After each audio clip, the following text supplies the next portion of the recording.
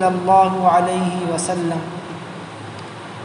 میرے محترم عزیزو دوستو بزرگو، حضور اکرم صلی اللہ علیہ وسلم کی سیرت طیبہ کا ایک اہم باب اخلاقیات پر مبنی ہے۔ آپ علیہ السلام کی زندگی کا ایک طویل حصہ جس میں آپ کی اخلاقی خوبیوں کو بیان کیا گیا ہے وہ بھی ہے، جن کا پڑھنا، جن کا سننا اور جن پر عمل کرنا ہم سب کے لیے کامیابی کا ذریعہ ہے۔ میرے محترم عزیزو دوستو بزرگو، حضور اکرم صلی اللہ علیہ وسلم اخلاق اور کردار کے اعلیٰ معیار پر فائز تھے۔ آپ علیہ السلام کی اخلاقی خوبیوں کا تذکرہ کرتے ہوئے خود اللہ نے فرمایا قرآن کریم کے اندر، وَإِنَّكَ لَعَلَىٰ خُلُقٍ عَظِيمٍ، کہ اے نبی جی آپ بے شک اخلاق کے اعلیٰ کردار پر فائز ہیں، آپ بہترین اخلاق والے ہیں۔ وَإِنَّكَ لَعَلَىٰ خُلُقٍ عَظِيمٍ۔ میرے عزیزو دوستو، انسان دنیا کے اندر کتنا ہی اللہ اس کو نواز دے، مال و اسباب کے اعتبار سے، مقام و مرتبے کے اعتبار سے، منصب کے اعتبار سے، لیکن اگر اس کے اندر اخلاق نہیں ہیں، اس کا کردار نہیں ہے، تو وہ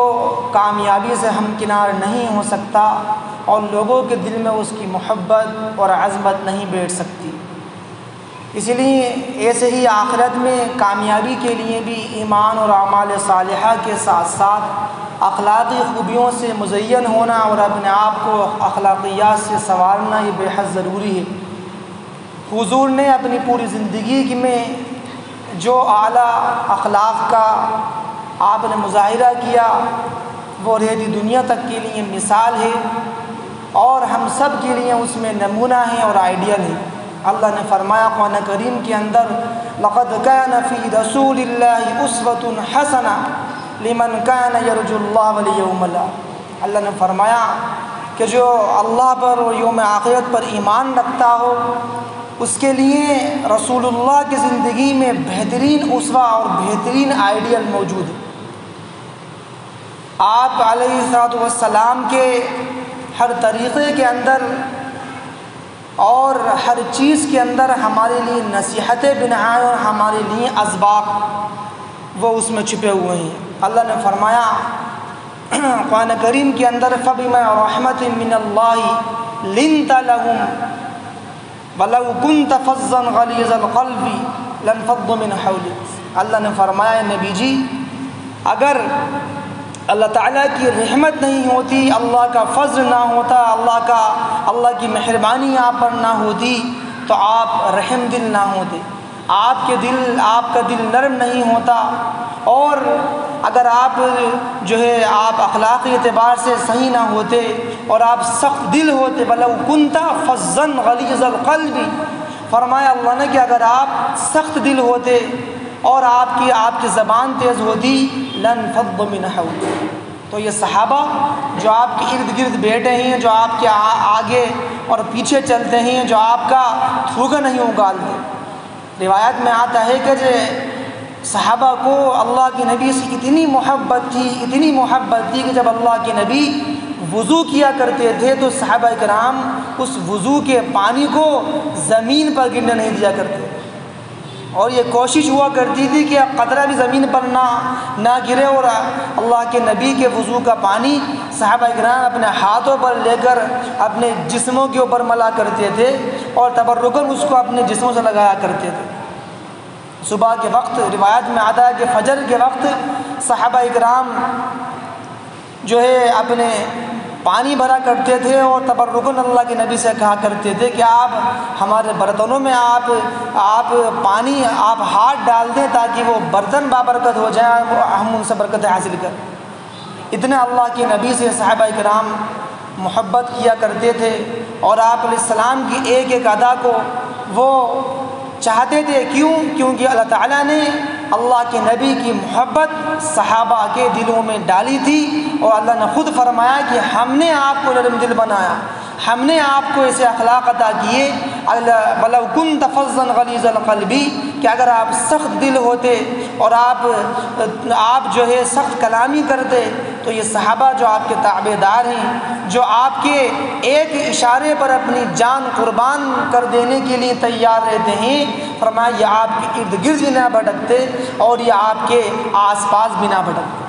میں عزیز و دوستو، کیسے صحابہ کرام اللہ کے نبی پر جان چھلکا کرتے تھے کہ جنگ کے موقع کے اوپر غالباً غزوہ حنین کا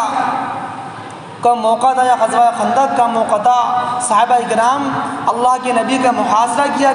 کر لیا کرتے تھے کہ کوئی دشمن یا کوئی تیر آپ پر نہ آ جائے، اور ہتھیاروں کے ذریعے سے آپ کی حفاظت کیا کرتے تھے۔ ایک صحابی ایک غزوے میں غالباً غزوہ حنین کا واقعہ ہے کہ اللہ کے نبی کے محاصرے میں صرف 3 صحابی رہ گئے، باقی سب جو ہے کچھ شہید ہو گئے اور کچھ اللہ کے نبی سے دور تھے۔ ایک صحابی بیان کرتے ہیں کہ میں اللہ کے نبی کی حفاظت کر رہا تھا اور دشمنوں کی طرف جو تیر آ رہے تھے ان کو اپنے ہاتھوں سے اور اپنے چہرے سے روک رہا تھا، اور پورے زخمی ہو گئے، اور فرماتے ہیں کہ اللہ کے نبی کی حفاظت کی خاطر میں اپنا چہرہ آگے کرتا کہ ایک دم ایک تیر آیا اور وہ میرے آنکھ کے اندر گھس گیا اور اس سے میری آنکھ نکل کر باہر آ گئی۔ اللہ تعالیٰ نے اس غزوے میں صحابہ کرام کو جو ہے وہ فتح عطا فرمائی، اور وہ صحابی جب بعد میں اللہ کے نبی کے پاس آئے اور صحابہ کو دکھایا تو بعض صحابہ نے کہا کہ اس آنکھ کو الگ کر دیا جائے، بعض نے کہا کہ رکو، ابھی ہمارے درمیان اللہ کے نبی موجود ہیں، اللہ کے نبی کے پاس چلتے ہیں اور آپ سے مشورہ کرتے ہیں۔ چونکہ صحابہ کرام اللہ کے نبی کے پاس آئے، اللہ کے نبی سے دریافت کیا، اللہ کے نبی نے دیکھا کہ ان کی آنکھ جو ہے وہ باہر آ گئی ہے، اللہ کے نبی آپ دیدہ ہو گئے، اللہ کے نبی کی آنکھوں میں آنسو آ گئے، اور آپ نے دعا کری، اے اللہ ان صحابی نے میری تیرے نبی کی حفاظت میں اپنی آنکھ کی قربانی دی، اے اللہ تو ان کو اس سے بہتر آنکھ عطا فرما دے۔ اور اللہ کے نبی نے ان کی آنکھ کو اپنے دستے مبارک سے لے کر اس جگہ پر رکھا اور اس پر پڑھ کر دم کر اللہ سے دعا کری، تو وہ بیان کرتے ہیں صحابی کہ میری وہ آنکھ دوسری آنکھ سے زیادہ خوبصورت ہو گئی اور اس کی روشنی بھی تیز ہو گئی، اور آخری دم تک جو ہے اس میں اس کی روشنی تیز رہی۔ تو میرے عزیز و دوستو، صحابہ کرام ایسے اللہ کے نبی سے محبت کیا کرتے تھے کہ اللہ کے نبی کے ایک اشارے پر اپنی جان تک قربان کر دینے پر وہ تیار رہا کرتے تھے۔ اس کی وجہ کیا تھی؟ اللہ نے فرمایا فَبِمَا رَحْمَةٍ مِّنَ اللَّهِ، کہ اللہ کی رحمت، اللہ کی مہربانی تھی کہ اللہ تعالیٰ نے آپ کو نرم دل بنایا تھا، جس کی بنیاد پر صحابہ کرام آپ سے محبت کیا کرتے تھے۔ اللہ نے فرمایا وَمَا أَرْسَلْنَاكَ إِلَّا مُبَشِّرًا وَنَذِيرًا، خود اللہ تعالیٰ نے اپنے نبی کے اوصاف بیان فرمائے کہ اللہ تعالیٰ نے آپ کو بشیر اور نذیر بنا کر بھیجا ہے، آپ بالکل برحق نبی ہیں، آپ لوگوں کو ایک بڑے دن کے عذاب سے ڈرانے والے ہیں، اور آپ جو ہے بشیر بھی ہیں کہ آپ جنت کی خوشخبریاں بھی سناتے ہیں۔ میرے عزیز و دوستو، اخلاق زندگی کا وہ اہم ترین حصہ ہے جس کے بغیر ایمان کی تکمیل نہیں ہو سکتی۔ کوئی انسان عبادات کے اعتبار سے کتنا بڑھ جائے، شجاعت کے اعتبار سے کتنا بڑھ جائے، لیکن میرے عزیز و دوستو اگر اس کے اندر اخلاق نہیں ہے، وہ بد اخلاق ہے، بد کردار ہے، تو اس کے ایمان کے اندر نقص ہے، اس کے ایمان کے اندر کمی ہے۔ فرمایا اللہ کے نبی نے اکمل المؤمنین ایمانا احسنهم خلقا، فرمایا کامل ترین مومن وہ ہے جس کے اخلاق سب سے اچھے، جس کا کردار سب سے اچھا ہو، جس کی گفتار سب سے اچھی ہو، جو با اخلاق ہو، فرمایا اس کا ایمان مکمل ہے اور وہ کامل ترین ایمان والا ہے۔ آج ہم معاشرے میں غور کریں کہ آج ہمارے اخلاق کس معیار کے ہیں، آج جو ہمارے مسلمان کاروباری ہیں ان کے اخلاق کس معیار کے ہیں، اور اگر ہم ان کا موازنہ ہمارے جو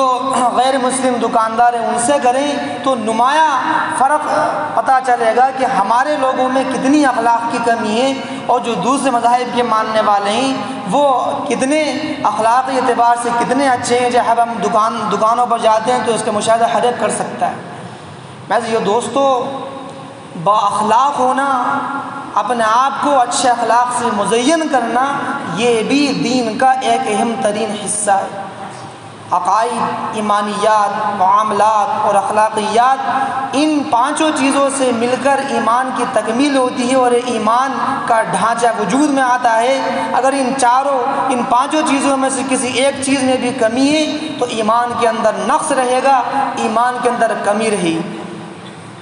فرمایا اللہ کے نبی نے انما بعثت لاتمم مکارم الاخلاق، کہ فرمایا کہ میری بعثت کا مقصد ہی ہے کہ میں اخلاق کو مکمل کروں اور اخلاق کی تعلیم لوگوں کو بتاؤں اور سکھاؤں۔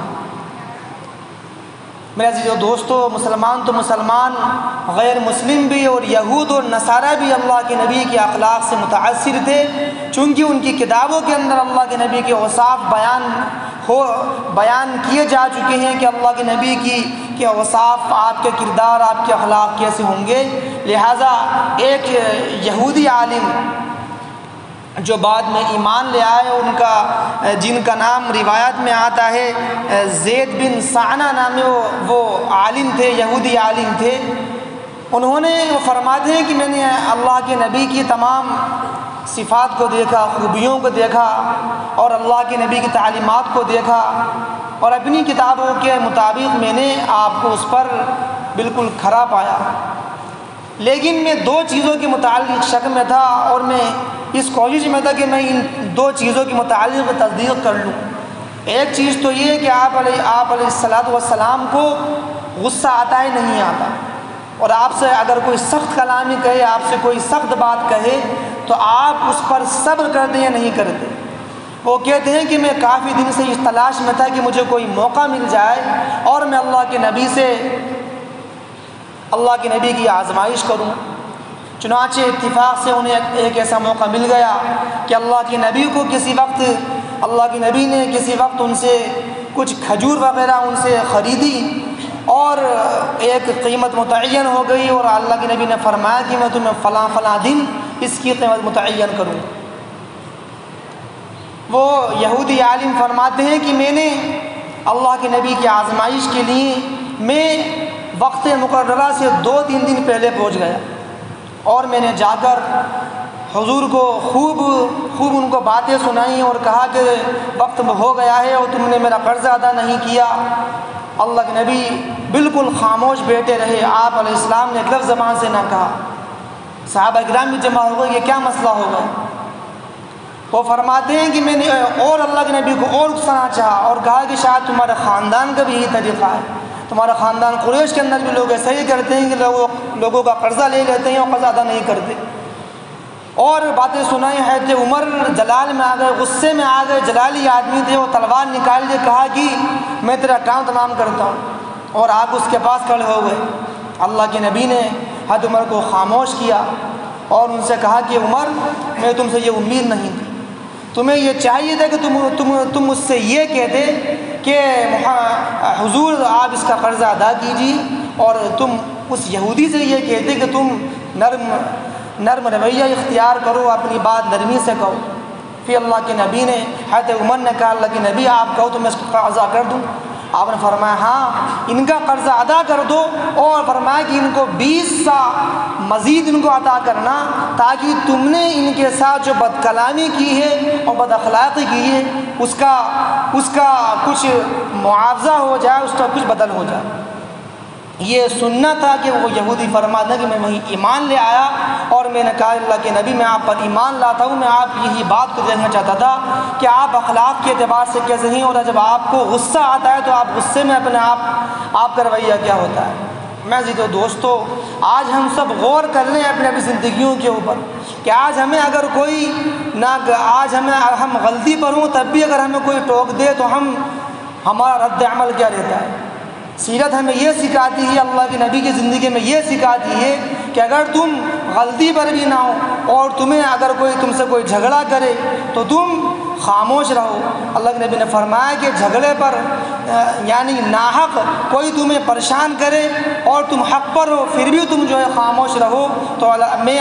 جہنم کے درمیان میں تمہیں ایک محل دلانے کا ضامن ہوں۔ لہٰذا ہمیں بھی چاہیے کہ ہم اپنے غصے پر کنٹرول کریں اور نرمی اختیار کریں۔ میں عزیز و دوستو، بڑے بڑے کام اللہ تعالیٰ نرمی سے نکلوا دیتا ہے جو کام سختی سے ادا نہیں ہوتے۔ من لا یرحم لا یرحم، جو رحم کرتا ہے جو نرمی کرتا ہے اللہ اس پر بھی رحم کرتا ہے نرمی کرتا ہے، اور فرمایا لا یرحم، جو رحم نہیں کرتا اللہ تعالیٰ بھی اس پر رحم نہیں کرتا، اور فرمایا اس پر بھی رحم نہیں کیا جاتا۔ ایک مرتبہ اللہ کے نبی ایک راستے میں جا رہے تھے، ایک بدو آیا، گاؤں کا دیہاتی شخص آئے، گاؤں کے رہنے والوں کو سلیقہ نہیں ہوتا تھا بات کرنے کا اللہ کے نبی سے، کس طرح بات کی جائے، کس طرح آپ علیہ السلام سے جو ہے باتیں کی جائیں۔ لہٰذا وہ دیہاتی تھے، انہیں کچھ مطالبہ کچھ مانگنا اللہ کے نبی سے تھا۔ انہوں نے اللہ کے نبی کے جو گردن میں چادر تھی اس کو پکڑا اور پکڑ کر کھینچا، جس سے آپ علیہ السلام کے گلے میں نشان تک پڑ گئے، اور آپ علیہ السلام کو اس سے بڑی تکلیف ہوئی، اور راوی فرماتے ہیں کہ قریب تھا کہ اللہ کے نبی کا سر مبارک جو ہے وہ دیوار سے ٹکرا جاتا، لیکن اللہ کے نبی نے ان کے اس عمل اور اس گستاخانہ عمل کے اوپر بھی آپ نے رد عمل ظاہر نہیں کیا، اور آپ نے مسکراتے ہوئے ان سے اس کی وجہ پوچھی، اور انہوں نے کہا کہ اے محمد، اللہ نے تمہیں جو عطا کیا ہے مال وہ تمہارے باپ کا نہیں، وہ ہمارا ہے، ہمیں اس میں حصہ دو۔ چاہتے تھے تو یہ بات پیار سے بھی کہہ سکتے تھے، لیکن چونکہ دیہاتی قسم کی تھے لہٰذا اس انداز میں انہوں نے بات کری۔ اللہ کے نبی نے جو ہے ان کو سمجھایا اور ان کے ساتھ شفقت کا معاملہ کیا، اور ایک صحابی سے کہا کہ ان کو فلاں فلاں مال اور اتنے اونٹ پر جو ہے ان کو غلہ رکھ کر دو۔ کہ کیسے اخلاق اور کیسے کردار اللہ کے نبی کا تھا کہ اللہ علیہ السلام کو لوگ پریشان کرتے تھے، طعنے دیتے تھے، آپ اسلام اس پر صبر کیا کرتے تھے، اور کسی کے لیے بد دعا اور بد کلامی آپ نہیں کیا کرتے تھے۔ میرے عزیز و دوستو، آپ علیہ السلام کے اخلاقی پہلوؤں کا ایک واقعہ یہ بھی ہے کہ ایک مرتبہ اللہ کے السلام بیٹھے ہوئے تھے، چند صحابہ آپ کے پاس تھے، ایک صحابی نے کہا اللہ کے نبی آج تو ہم بکرے کے کباب بناتے ہیں۔ آپ نے کہا اچھی بات ہے۔ ایک صحابی نے کہا کہ مگر میں بکرا لاؤں گا، ایک نے ذمہ داری لی میں اس کو ذبح کروں گا، ایک نے کہا میں اس کی کھال ادھیڑوں گا، اور سب نے اپنی اپنی ذمہ داریاں وہیں تقسیم کر لی۔ اللہ کے السلام خاموشی سے اٹھے اور آپ علیہ السلام چپ چاپ جنگل گئے، اور آپ علیہ السلام نے بذات خود جنگل جا کر آپ نے لکڑیاں کاٹی، اور آپ لکڑیوں کا کٹر جو ہے اپنے کندھے پر لاد کر لائے اور صحابہ کو دیا۔ صحابہ کرام کو بہت حیرت ہوئی اور فرمایا کہ حضور نے یہ زحمت کیوں کی، ہم خود یہ کام کر دیتے۔ آپ نے فرمایا کہ مجھے یہ چیز گوارا نہیں کہ تم لوگ کام کرو اور میں خاموش سے بیٹھا رہوں۔ اس سے معلوم یہ ہوا کہ ہمیں بھی اپنے گھر کے جو چھوٹے موٹے کام ہیں اس میں ہماری خواتین کا ہم اگر ہاتھ بڑھا دیں، کبھی ان کی معاونت کر دیں، میں عزیزو دوستو یہ ہماری شان کے خلاف نہیں۔ خود اللہ کے اسلام کی گھریلو زندگی اس پر شاہد ہے کہ اللہ کے نبی اپنی ازواج مطہرات کا ہاتھ بٹا دیا کرتے تھے، آپ علیہ السلام دودھ نکال لیا کرتے تھے، اور کھانا پکانے میں اپنی ازواج کا ساتھ دے دیا کرتے تھے۔ میرے عزیزو دوستو، ہمیں بھی چاہیے کہ ہم بھی کبھی کبھی اپنے گھر میں خواتین کا ہم ساتھ دیں، تاکہ اللہ کے نبی کی اس جو سنت ہے اس پر بھی ہمارا عمل ہو جائے اور ہمیں جو ثواب مل جائے۔ آپ علیہ میں دوستوں واقعات بہت سارے ہیں، خلاصہ یہ ہے کہ ہم اپنی زندگی کے اندر اس بات کی کوشش کریں کہ اللہ کے نبی کے اخلاقی جو پہلو ہیں ان کو ہم اختیار کریں اور اپنی زندگی کو ہم بااخلاق بنائیں۔ ہم اپنے گھر والوں کے ساتھ بااخلاق رہیں، اپنے والدین کے ساتھ بااخلاق رہیں، اپنے بچوں کو ہم اخلاقی زندگی کے پہلو بتائیں، اپنے بچوں کو ہم اللہ کے نبی کے اخلاقی واقعات سنائیں تاکہ ان کو بھی بااخلاق بنے اور ان کی زندگی بھی اچھی ہو سکے۔ اللہ تعالیٰ مجھے بھی اور آپ کو بھی پاکیزہ با اخلاق زندگی گزارنے کی توفیق عطا فرمائے۔ باقر دعوانا ان الحمد للہ رب العالمین۔